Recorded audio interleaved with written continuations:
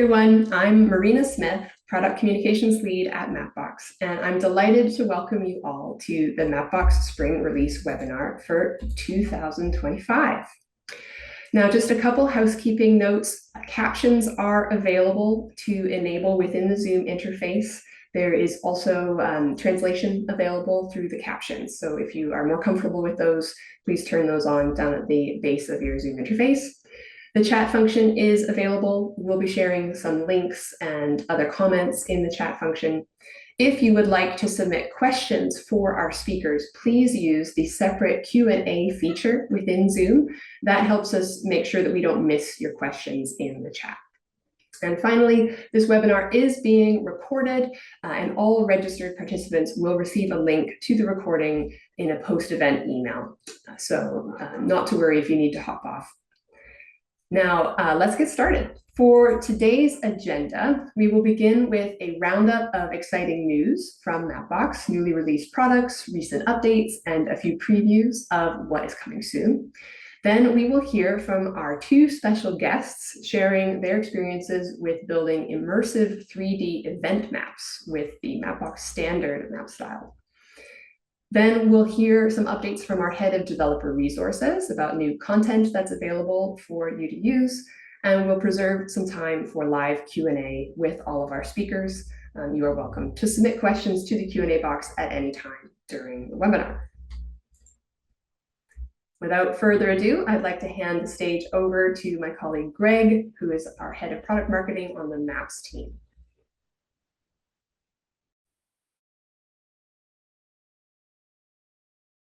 Oh, Greg, you're muted. There we go.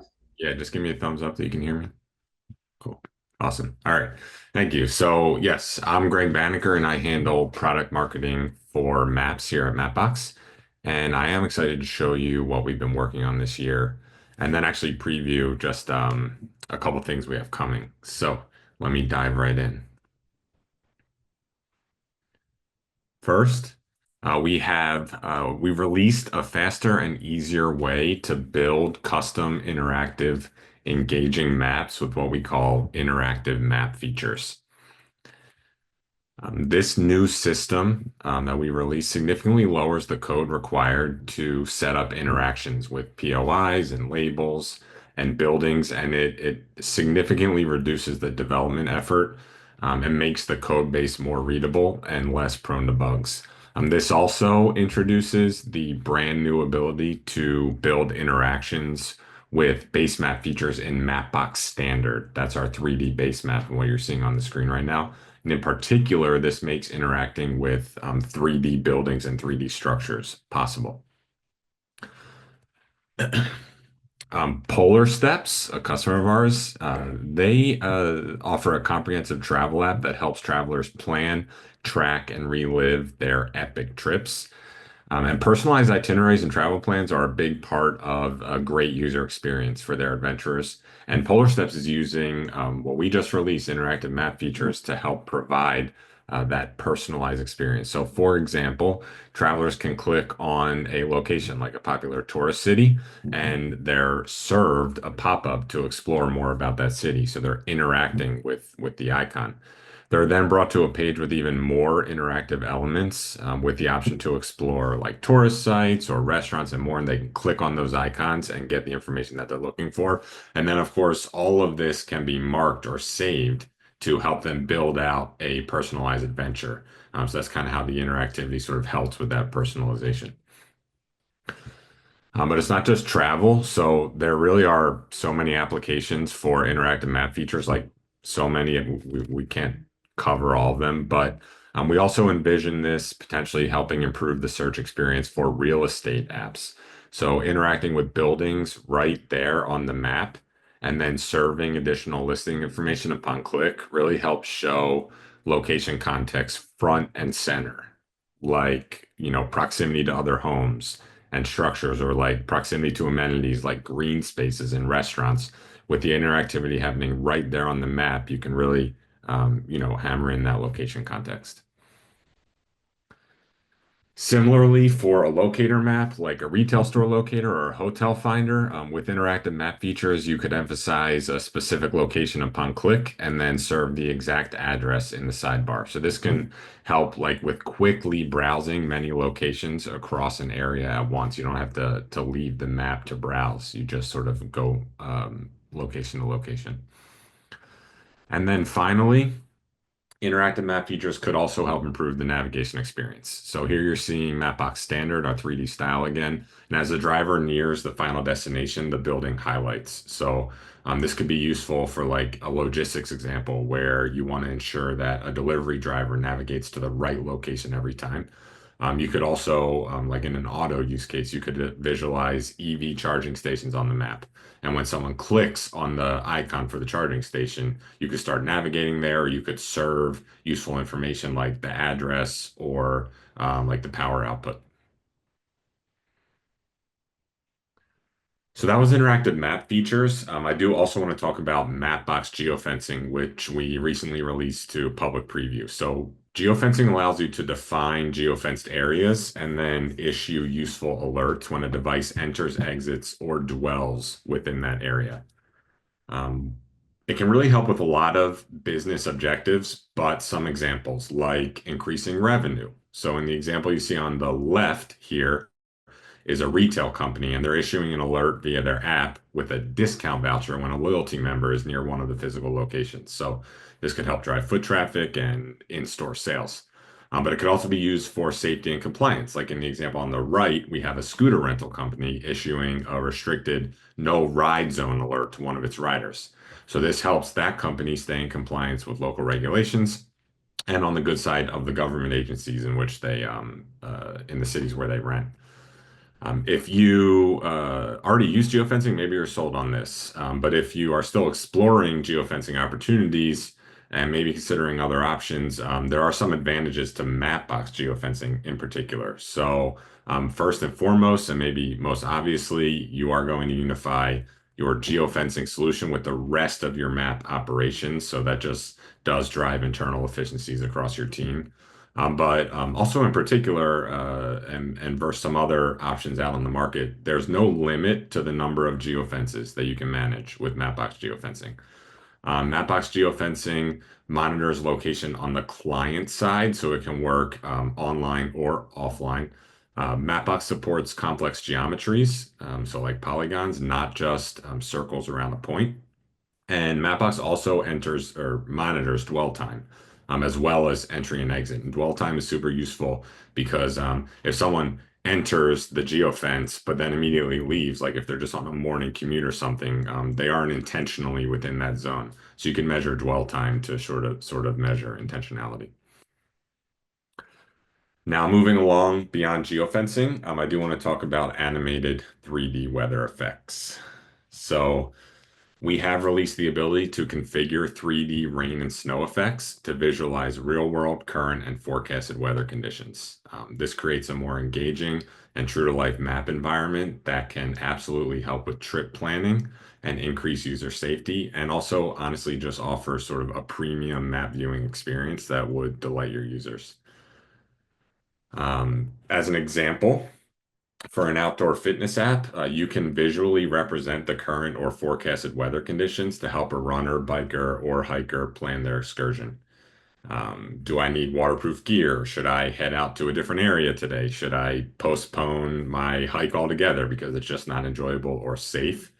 Visualizing the weather right there on the route can really help trigger these types of planning questions immediately. Another cool feature we're introducing, and Marina, can you actually go back one slide?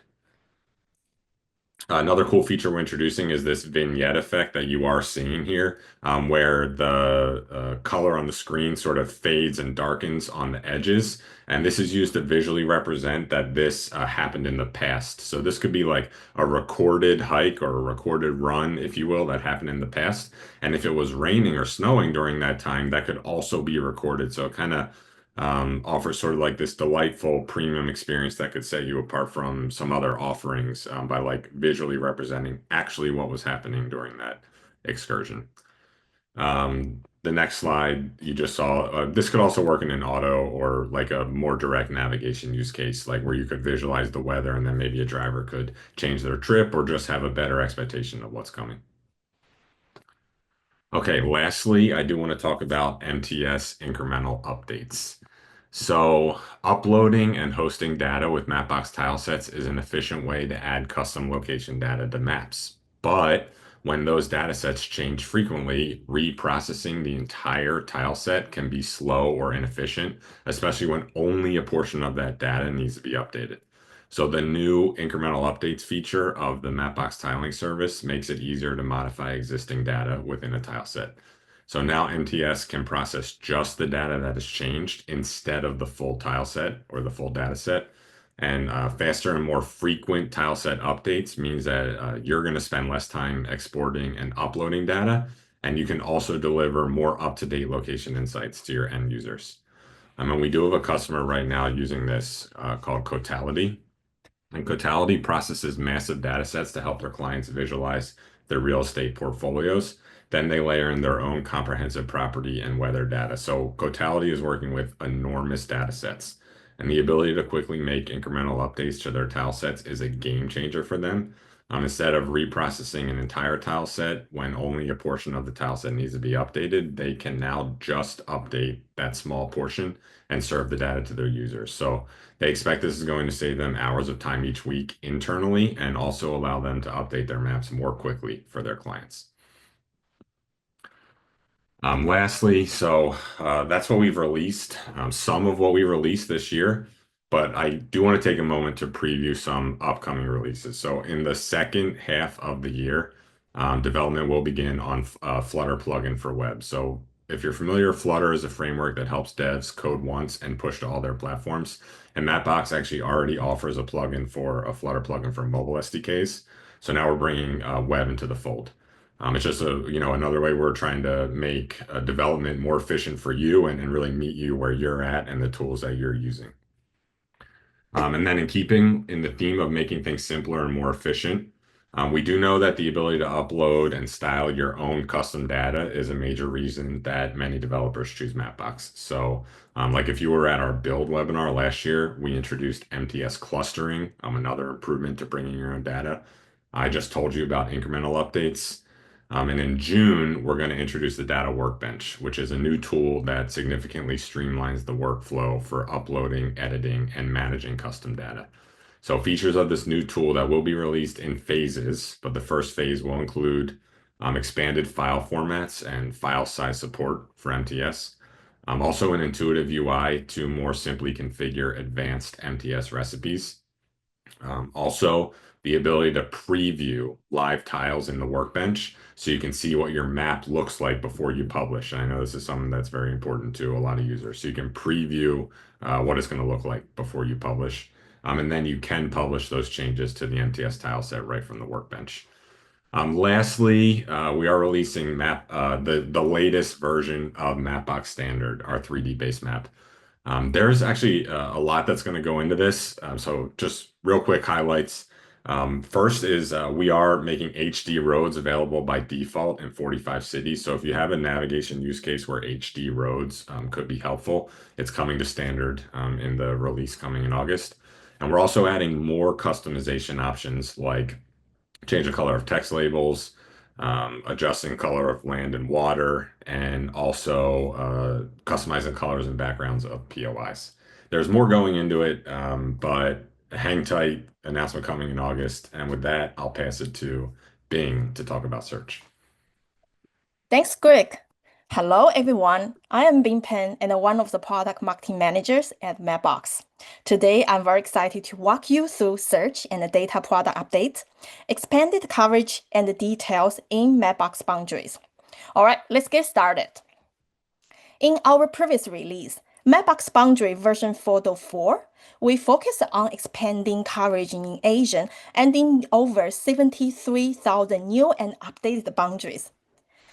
I'm excited to share that Mapbox Boundary version 4.5 is now available with a major focus on expanding and refreshing European coverage.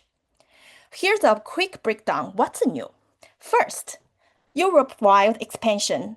over 107,000 new boundaries added, and over 56,000 boundaries updated, covering 44 countries. Second, the UK, we've added more than 70,000 new postcode boundaries, helping power even more precise location-based services. In Netherlands, we were added over 2,000 new postcode boundaries. Next. For Turkey, now we support over 30,000 new mahalle neighborhood boundaries, enabling more granular local analysis. Ireland and Norway have received data update refreshes. We will also made world view enhancement for Turkey and Argentina. These updates are part of our commitment to delivering high quality, up-to-date geographic data for every region of the world. Next. If you are new to Mapbox Boundaries, it's globally curved dataset that include administrative, postal, and statistical boundaries, designed for precision. It's perfect for maps overlays and back-end data analysis. With over 5 million boundaries and fast seamless integration, boundaries actually help companies to generate insights, building starting map visualizations and drive business decisions. And our boundary data is expertly curated for each country to stay current with geographic, administrative, and political changes. For instance, like redraw district lines or update zip code. As with this new version release, boundaries data is regularly refreshed to ensure accuracy and relevance to you. Next, our boundary data is available in two formats: Vector Tiles API for visualizations and the flag file GeoJSON. Here are some advantages. Vector Tile API is ideal for visual maps, high performance, easy to implement. It enables simple interactivity and data joins. But for flag file, written available, it's perfect for geospatial analysis. High throughput geocoding and data combinations. It supports advanced operations like intersections and derivation. So if you are interested in purchasing a boundary license, you can begin with requesting a free data and then work with our sales team on our license requirement. We also list the link on the presentation at the chat. Lastly, I just want to say thank you. Now I'm passing it over to David to walk you through navigation highlights. Thank you. Hey everybody, I'm David Snyderman. I lead product marketing for navigation and automotive. And I'd like to tell you about a few things we're working on in Nav. So let's start with user experience. So our customers build incredible experiences with stunning maps and 3D visuals using our SDKs. And today we're talking about the availability of UX Framework. So UX Framework is a collection of pre-built components like templates that operate on top of our SDKs. So it lets devs create navigation experiences very quickly, but you still have the opportunity to customize them to a great extent. So, for example, our teams internally have used the UX framework to build fully operational prototypes in just a few days to show a prospective customer what we could do. So it's very, very, very cool. Let me give you an example of what we can do. But I should mention that if you need fine-grained access to our entire stack, core navigation is still there. You can still build the way you do today. But I think for most developers, UX Framework is a great place to start. So for example, destination details. Many of the things that Greg showed earlier with interactive maps, these are pre-built now in UX Framework. So you have the business card here, the state of charge on arrival. You can see that there. Business information. You can preview the route, icons on the map that are interactive. All of this is pre-built. You can just put this in your app very easily. We also have multi-stop route planning. So this is also pre-built. This is a function you can add through UX Framework. So you can create multiple routes. You can manage those steps, reorder them, specify areas to avoid like tolls, highways, closures, and that sort of thing. All built in there. Excuse me. And then, of course, active navigation scenarios. So when you're in an active navigation session, everything you'd expect is pre-built for you, which you can leverage and customize as you need. So you've got guidance banners, maneuvers lists, call-outs, a trip summary, notifications. So if we go to the next slide, for example, driver notifications, if there's something in your route along the way, like here I'm showing there's a speed camera warning. You could also have like border crossings, or perhaps there's an incident on the road that can show up on the screen there. So that's all pre-built in the UX framework. We also support dynamic weather that Greg talked about just a moment ago. So you can create an overlay with this animation, this realistic animation, and put that right on your experience, right on the map very easily. It's another pre-built experience there. And of course, anything you build, you can then change easily with themes. So you don't need to start from scratch. You can build an experience and then you use UI theming to change the color, the icons, typography, and you can even change like the shape of the elements on the screen. So you can see some of the roundness here. So with just a few tweaks to an existing experience, you could create something totally new that matches the look and feel of your target application or experience. So I'll show you a sort of dramatic example of this. The next slide here. It's really the same experience built once, but with themes, we can really change how it appears in the end user experience there. So that's very powerful.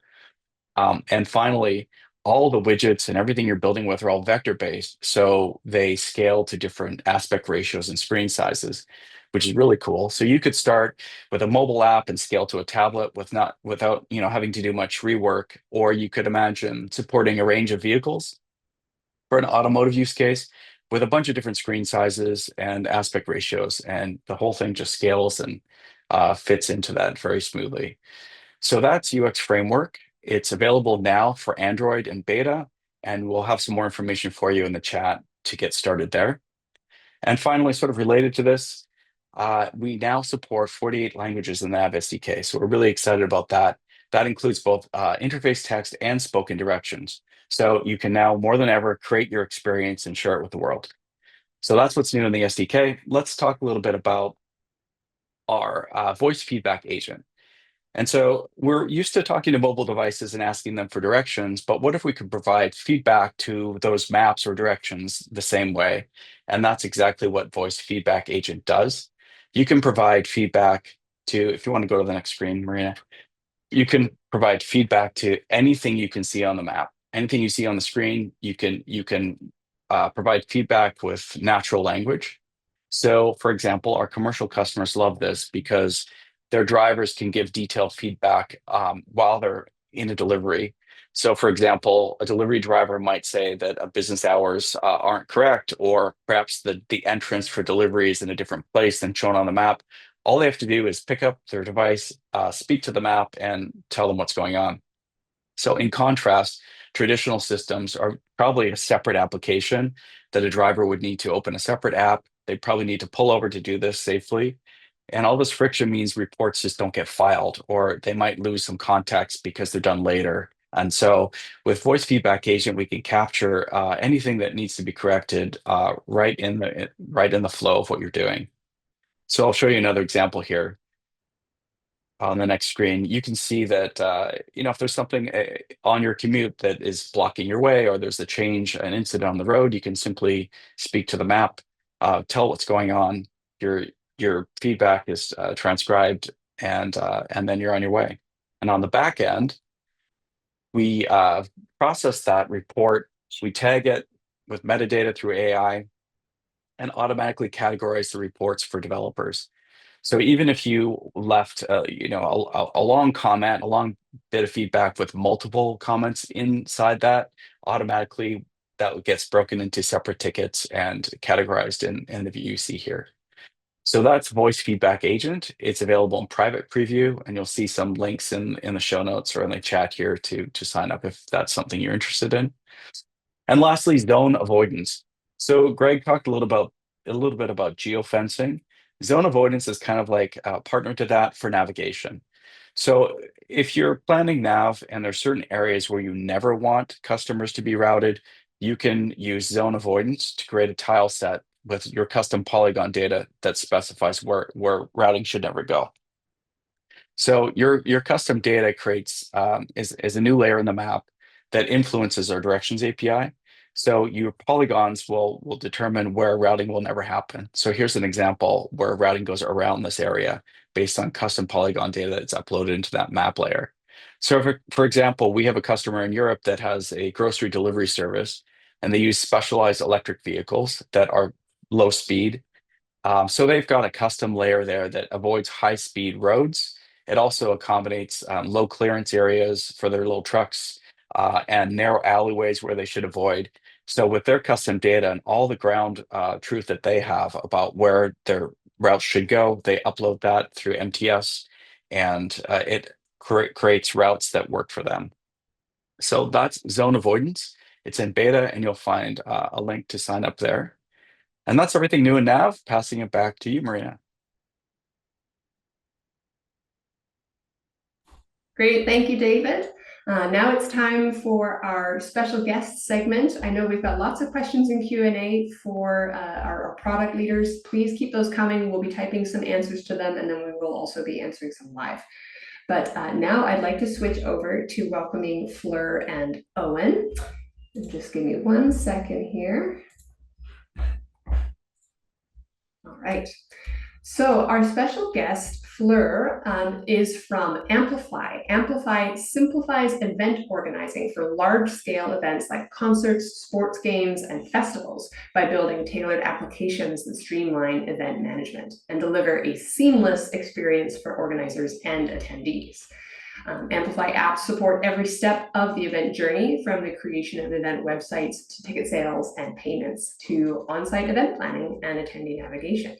So Fleur is going to tell us all about how they design their clear maps and their detailed navigation, and in particular, custom 3D map styling.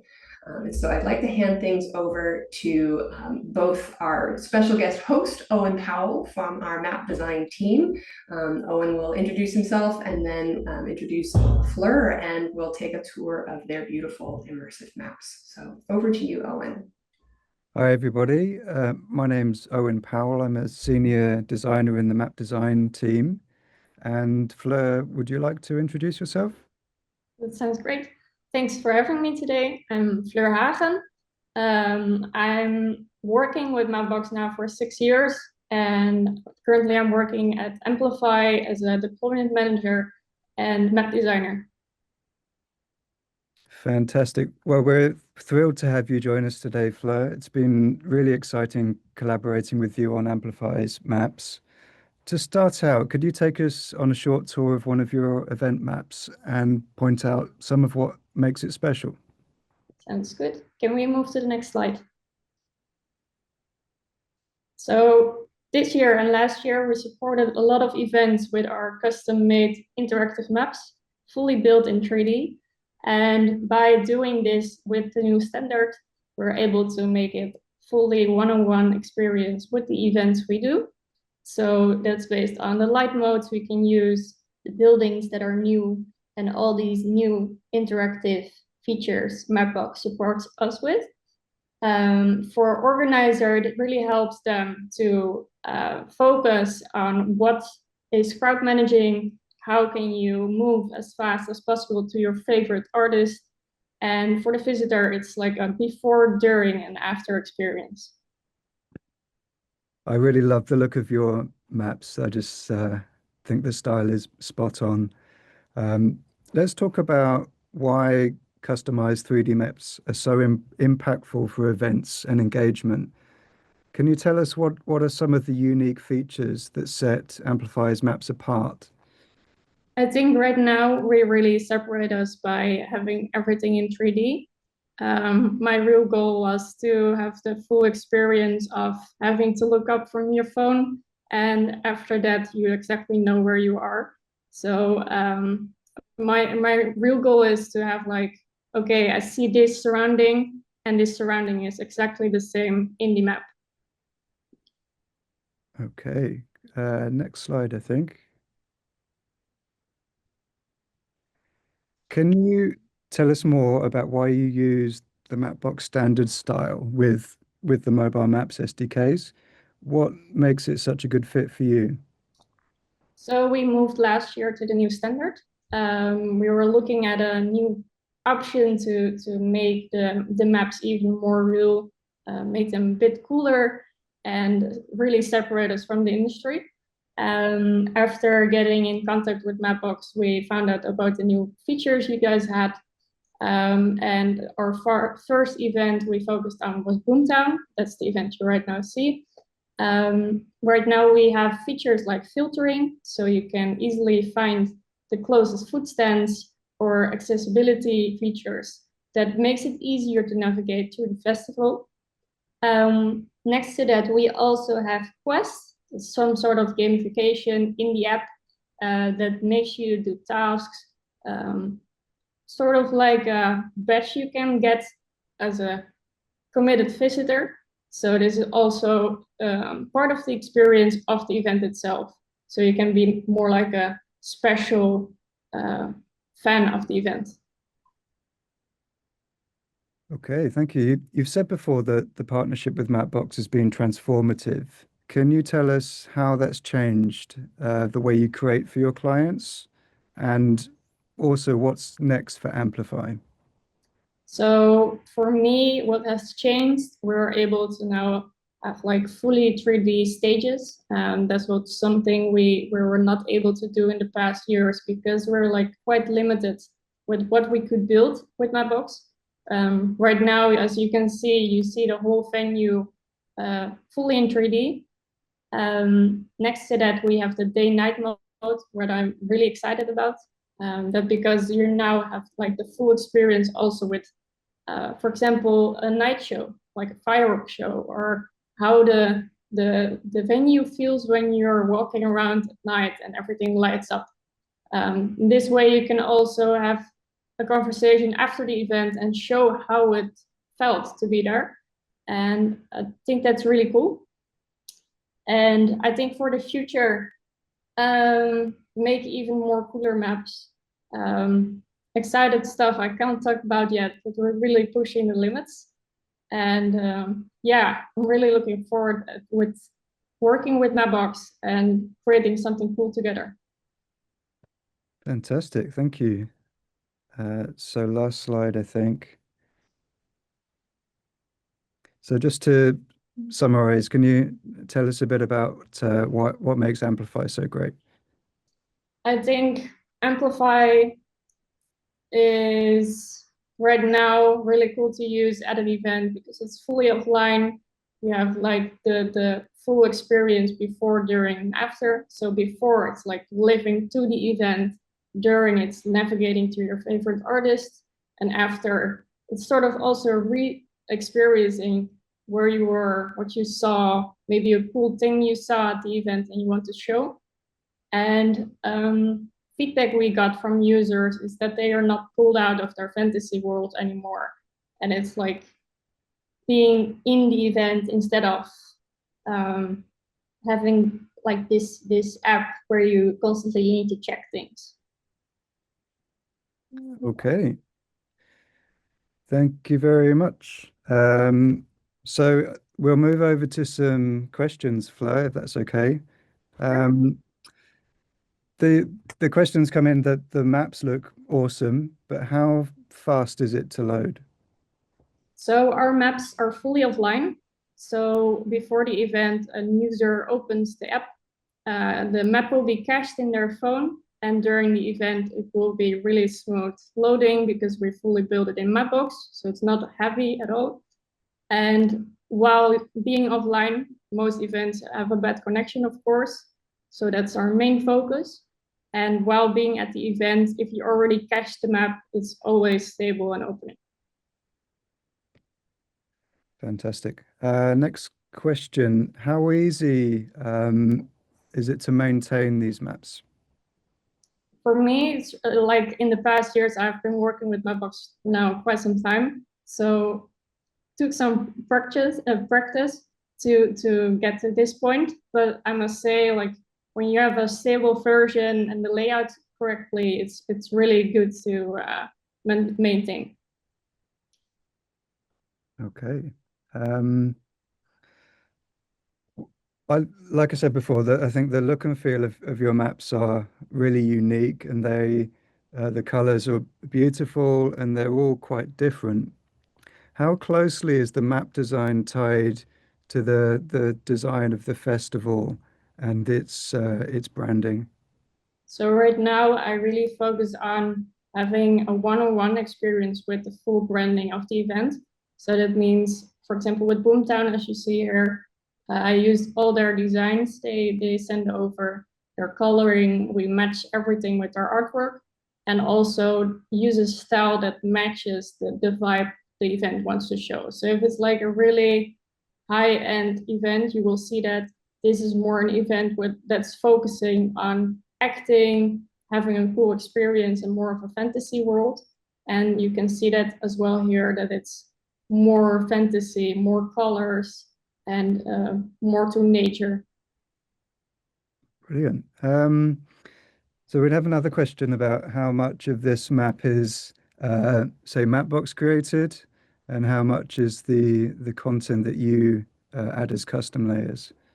So right now we have the POIs that are custom made by us. Batches are made by us, and the rest is fully in Mapbox itself. Okay. Do we have time for more questions, Marina? Yes, we've got a few more minutes. Okay. I have a question that I'd like to ask you, Fleur. What sort of features would you like to see from Mapbox in the future that would make your life easier, or something that you'd like to be able to do that you can't do at the moment? That's a good question. Right now, I'm really missing an option to turn shapes. So right now you can go up and to the side, but not like twisted or anything. So I think that would make it more easy to make even more realistic shapes. Next to that, maybe something navigation wise, but more in an event, because it's not like a road you can use. Think mostly around that. So as you can see on this map, you see the full stage, but you're limited on the shapes you can use, of course. And right now there's also an option to upload 3D models. That already makes it lots of easier to make it even more real. But I think even more if it's like fully in Mapbox. Okay, well, we'll work on that, and we have something soon. Oh. Lastly, have you had any nice feedback from the users of the apps about the maps, or anything that they've noted? The maps is like mostly a part people really love. They are really excited before the event to see the map, already plan where they are setting up their tents. So that's cool to always see like how excited people get by seeing just the venue you built. Next to that, it's like since last year that people literally say, I'm not pulled out of the magic anymore. So it's like still in the festival. Some people just go back to re-experience the whole event. And the fact that you're now easily navigating is for me really important. Just looking up and you know where you are. And that's really nice to hear back as feedback from users. Brilliant. Well, I've been really pleased to work with you and have this opportunity to showcase your work. So thank you very much, Fleur, and Likewise. we'll wrap it up there. Thank you.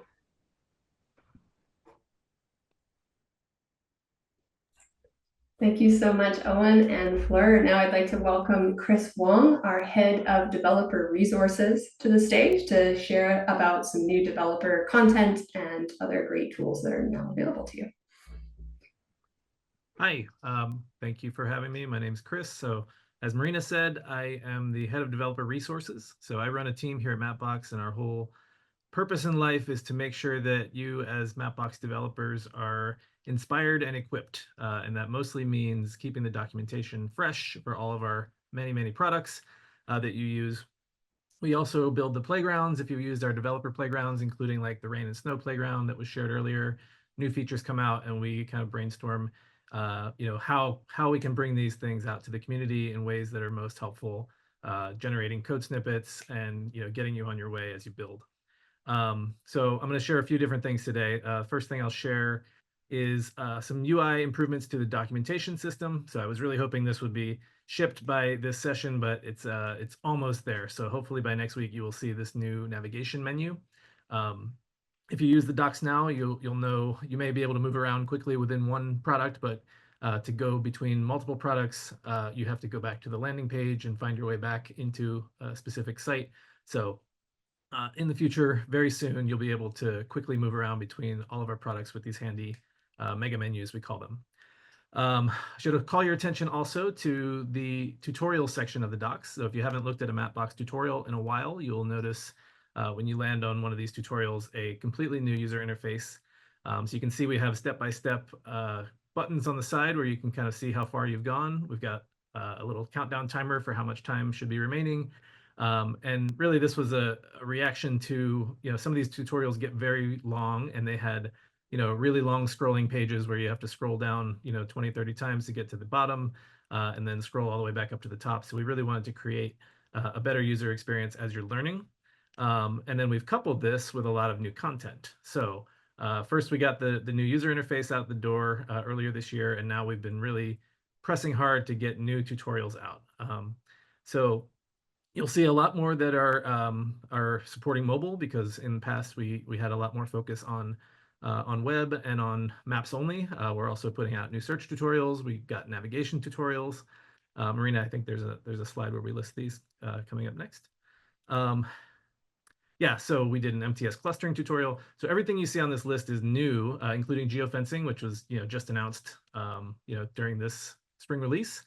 Just came out recently. So we're trying to stay right on track with with new features that are coming out and build those tutorials. So everything you see on the screen here is new this year, and there's lots more to come. We're trying to knock out new tutorials at a faster rate than we've ever had here in the past, in recent history.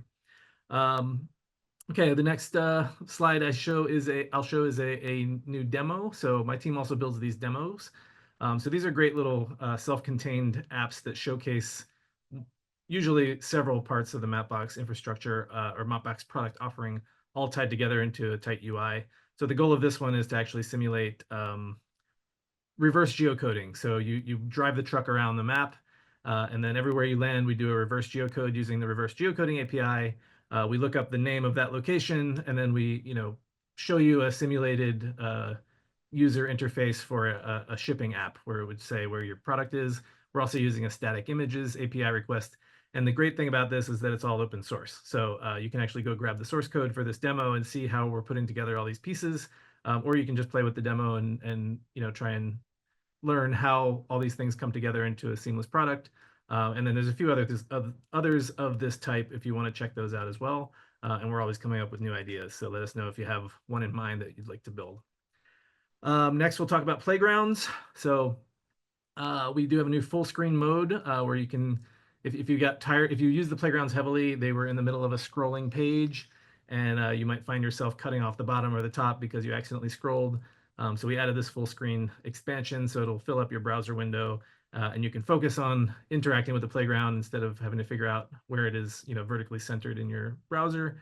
So yeah, we're always coming up with new ones. We're actually going to be releasing, hopefully in the next couple of months, playgrounds to cover some of our navigation APIs that don't quite have them right now. But yeah, pretty much anything that can help you configure or use, anything that has complex configuration, we want to build a user interface playground for to help you. So let us know if there's anything missing in that offering. We would love to help with that as well. I think there's also a shot here next of the Searchbox API playground. So this one, if you're familiar with Searchbox API, it is actually more for I guess its premier offering is for interactive search, where there's a suggest endpoint and a retrieve endpoint. But it also has the more traditional forward endpoint and reverse endpoint. So you can do reverse geocoding. And the difference between that and the geocoding API is that you get back points of interest. With geocoding, you just get back addresses. So you can get back full information about, restaurants, coffee shops, things like that. So check out the Searchbox API playground for forward and reverse lookup, and see if you can use that in your app. And then the very last thing is a call to action to you. So on every single page in the Mapbox documentation, there's this little, was this page helpful? Yes or no. If you click yes or no, we'll ask you, one of different, which types of category of yes or no. So is there something wrong with the page? Is there something missing? Or did you love it because it was accurate? Did you love it because, etc. So if you can fill out that information, it comes right back to my team and we triage it and then we immediately jump into action to try and fix that page. The more information you can give us, the better. So if you just say yes or no, that's helpful. But if you really want to help out and pay it forward to the next Mapbox user, write a little message telling us what's wrong or what's right, and it'll help us improve the docs for everybody. So that'll be it. I'll turn it back over to you, Marina. But thank you for your time and attention. Great, thank you, Chris. All right, so just to recap before we roll into Q&A, we've got lots of great questions coming in. I know we're typing answers to some of them, but keep them coming. We've got time for Q&A. But just to recap what was featured here today, we have our interactive map features from the Maps team, as well as geofencing available on mobile, our animated weather effects, and those are available for web, but also David showed them in a navigation use case.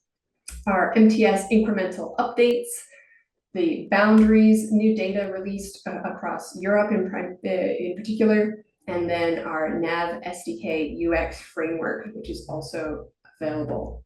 And then upcoming private previews or betas that are available to request access for. We have the Flutter plugin for web, the voice feedback agent, and zone avoidance. You can find the forms to request those at mapbox.com/releases. And you'll also find on that page details for everything we listed here in the spring release.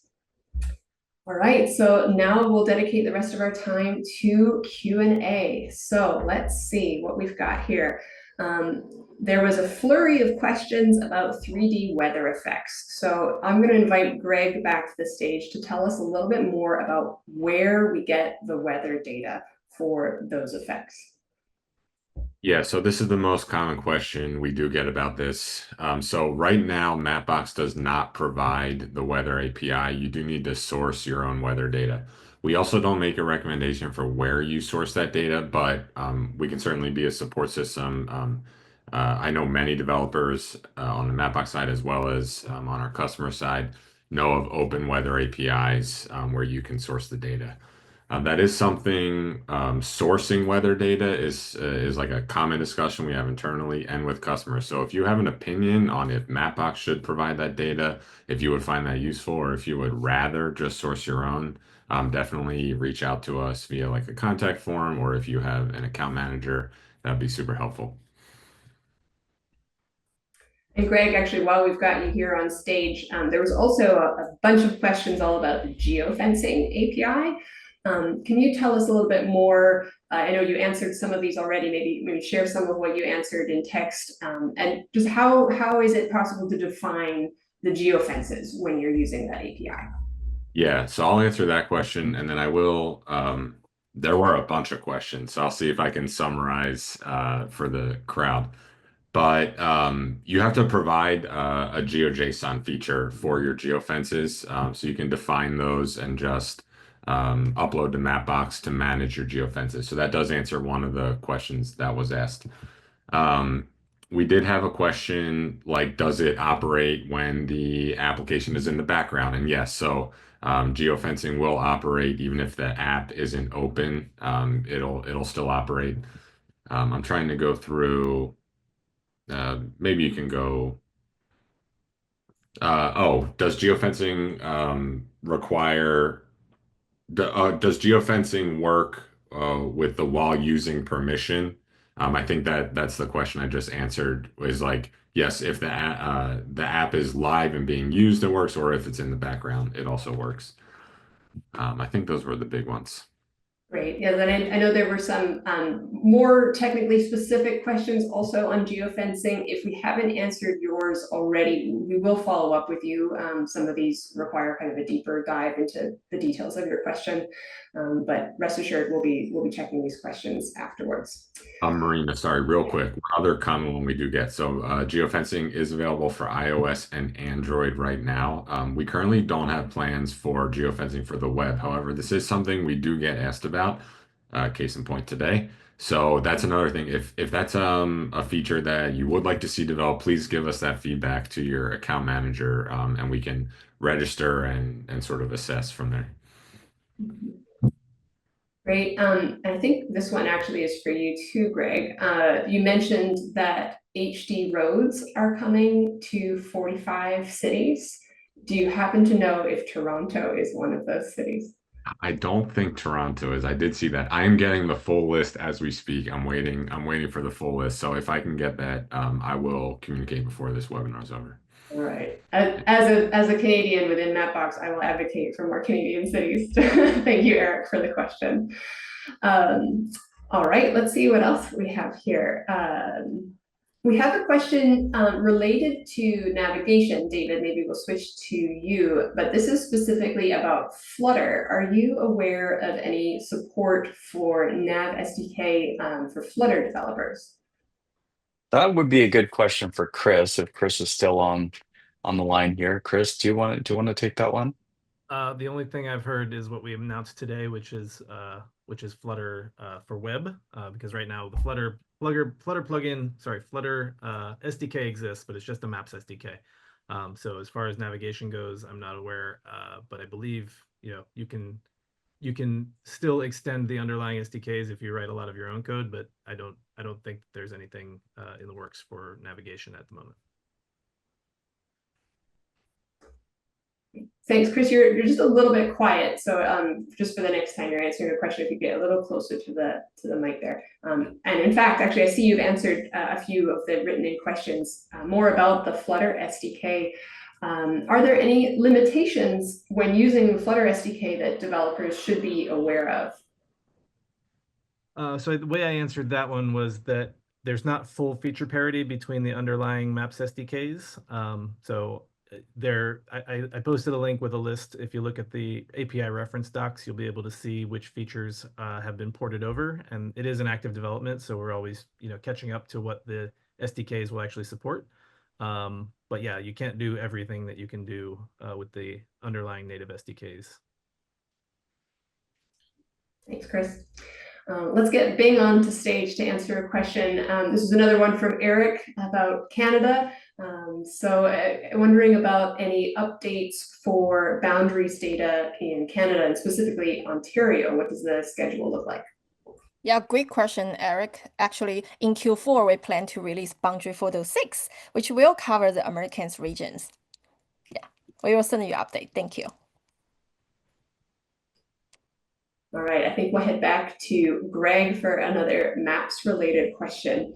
Now, Luke asks, are there any plans to add the ability to drag and drop 3D files into Mapbox Studio?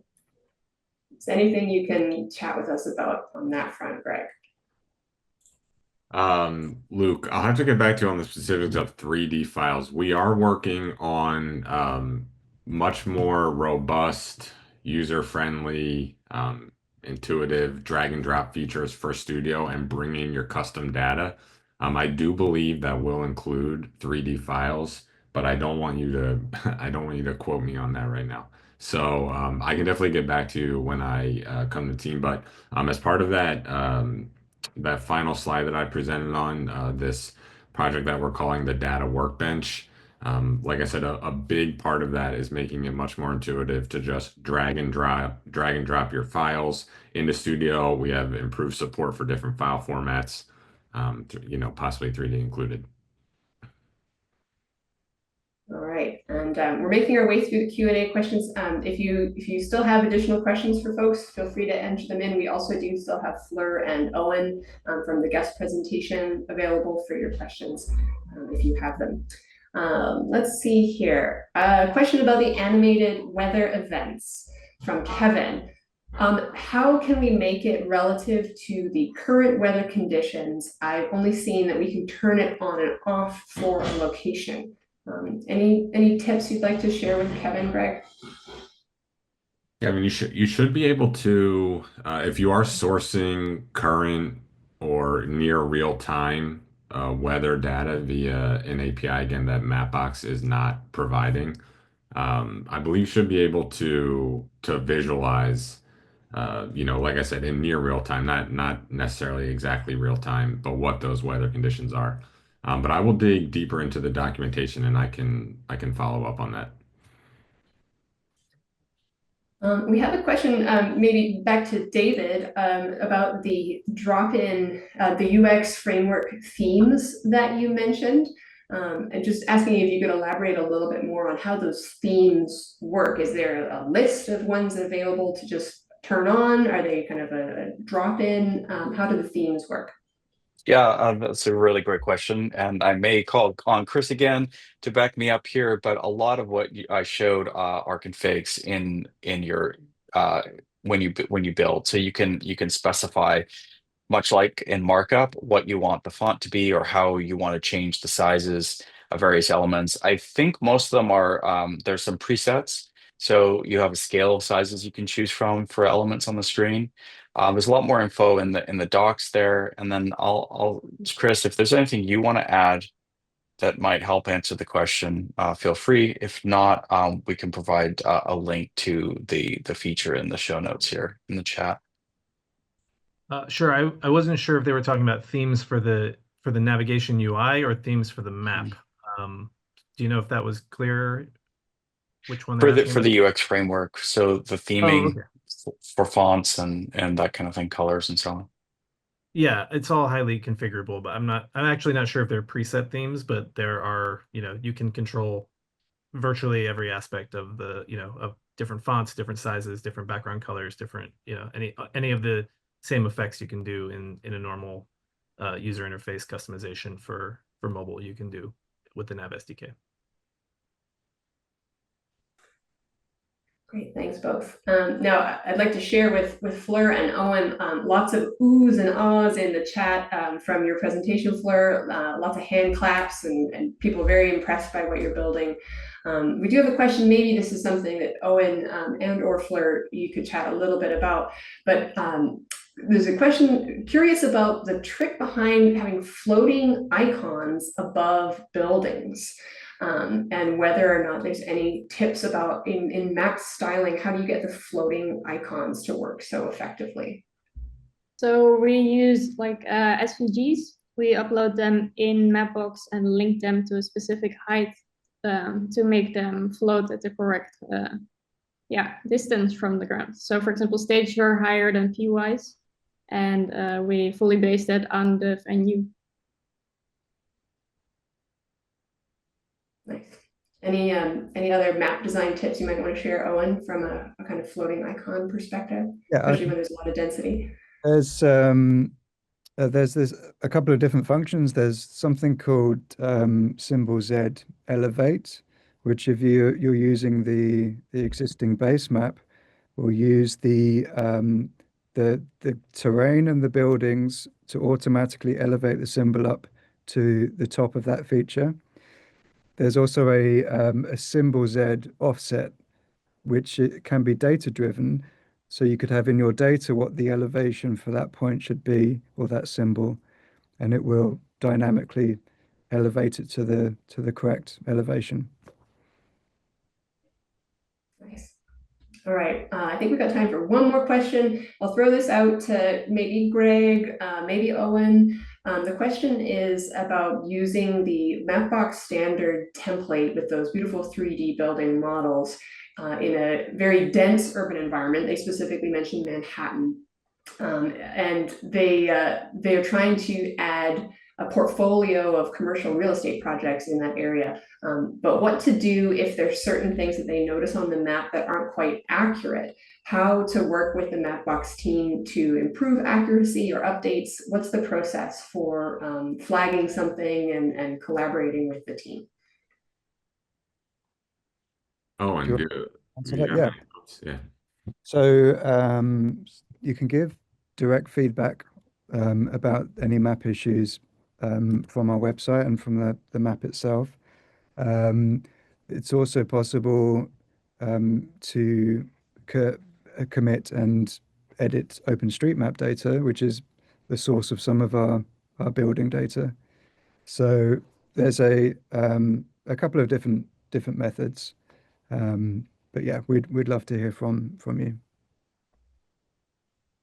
All right, there you go. Invitation to reach out, tell us if there's anything you see on the map that you think can be better. And thank you all for your questions. We are at time for today's webinar. Everyone will receive a recording of this by email. And just looking ahead, more that you can expect from Mapbox. We've got a great webinar coming up with Bing and Chris, all about geocoding, in particular for asset tracking situations. And then we will be having our annual developer conference virtually in the fall. So watch for the save the date coming out soon. And also be sure to follow us on social. That's where we share lots of different update announcements and new product features live as they're happening, as well as where to find us at different events. So this concludes our webinar for today. Thank you all for joining us live. We will share the replay, and we would love for you to complete a short feedback survey about today's session. Thank you for joining. Have a great day, everyone.